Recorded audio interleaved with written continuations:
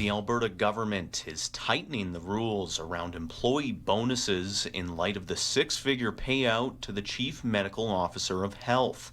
Finance Minister Jason Nixon says the civil service has been directed to review and make changes to the rules to ensure future bonus payments during emergencies go through cabinet for approval. Nixon says the public service should not have the ability to sign off on such big-ticket bonuses. Earlier this week, the government salary list revealed Dr. Dina Hinshaw, the Chief Medical Officer of Health, received a bonus of almost $228,000 for COVID-19 work in 2021. That figure, on top of her regular salary, put Hinshaw's pay at more than $591,000. The opposition NDP, public sector unions, and even some members of the governing UCP have criticized the payout. Alberta Health says Hinshaw was paid in line with a long-standing policy and financial calculation tied to emergencies.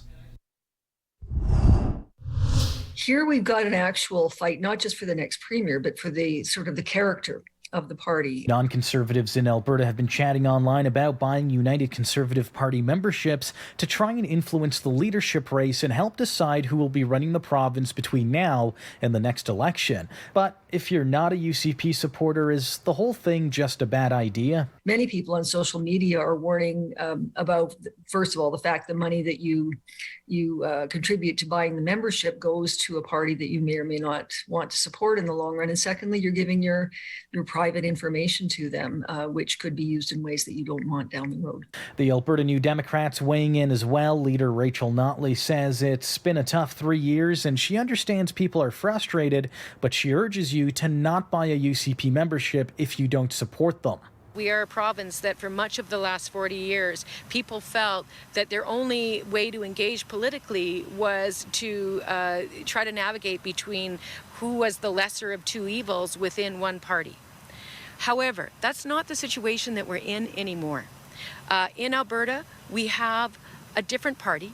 It's the Alberta NDP. The deadline to get a UCP membership to vote in the leadership race is next Friday. The vote will take place October 6th through a mail-in ballot system, and there will also be 5 in-person polling stations across the province.